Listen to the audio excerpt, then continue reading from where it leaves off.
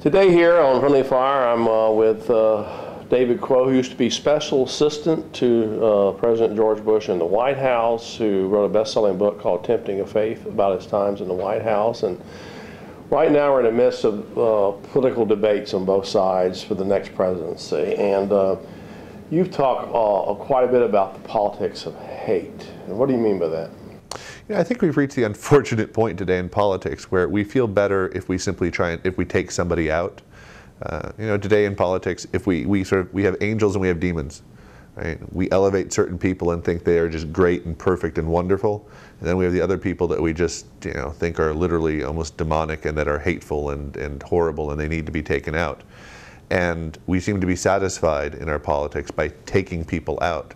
But the problem is, when you take people out, other people simply come in and advance the same policies. And so we need to focus less on being hateful towards individuals and more on the policies that people advocate. You talk about being in the White House with George Bush. George Bush has got, among especially the left, this image of him being a demon. But although he's not a perfect man, and he does a lot of things that that people disagree with. You saw the human side of George Bush in the White House, and you told about one instance where someone had died, and the husband was in a line, and you saw some real humanity there. I saw real humanity among so many people in the White House, and that's again one of the things that gets lost in our media portrayal, and that is the humanity of people. It is so much easier to hate people that where we steal their humanity, and there's an instance in the White House where there was a friend of mine who died, and when the president saw her widower at a particular party where he was in huge demand, he literally sort of almost shut the doors and just took a huge amount of time to be with this man. And Laura did as well. And is that something that makes up for an Iraq war or anything else? No, that's not the point. It's not a sexy headliner. No, the point is simply that we lose people's humanity, right? We lose the nuance of people in our desire to simply take people out. And the problem is that when we do that, we lose our ability to actually make more cogent and more important critiques, because we're simply seen as people who hate.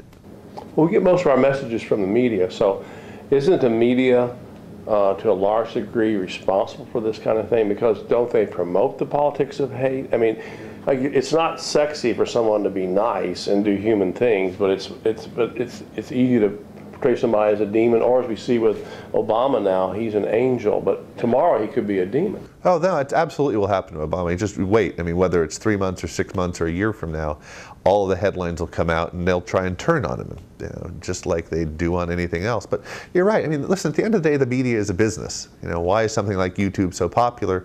It is because it is unfiltered, unadulterated, content that isn't tamed by business.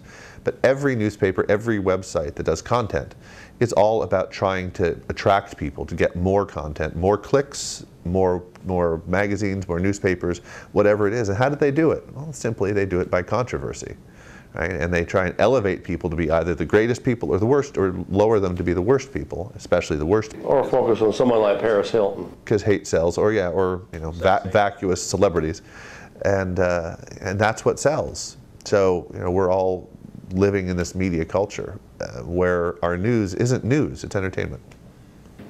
We live in a democracy. In a democracy, we have a right, if we don't like what the president is doing, to critique him.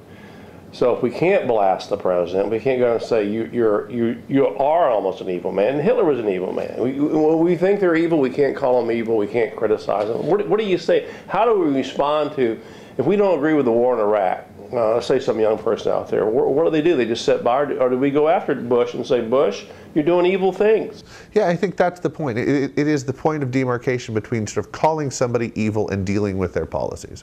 Because listen, at the end of the day, there are certain people who are evil.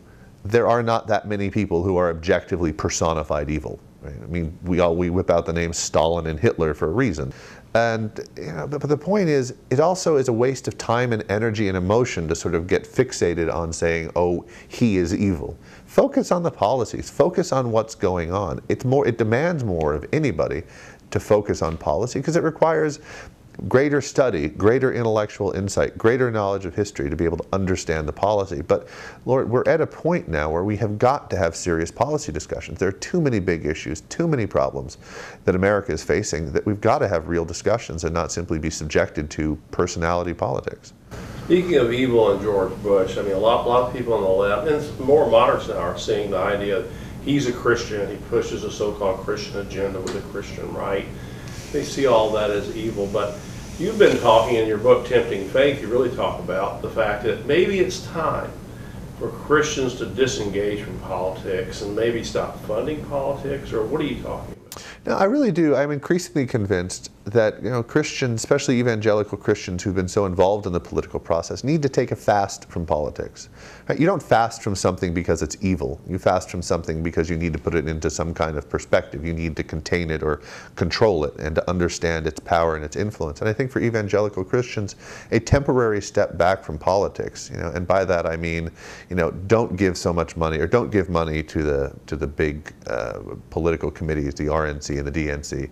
Don't give it to the candidates. Instead, give that money, give that time, give that attention, to the poor, to people who are suffering, to people who are hurting. Spend that time that you might have spent lobbying or polling for other people, helping your neighbor and caring for other people. Spend the time, spend most of the time on politics and prayer instead, and just get a sense of where God might want you or not want you in politics.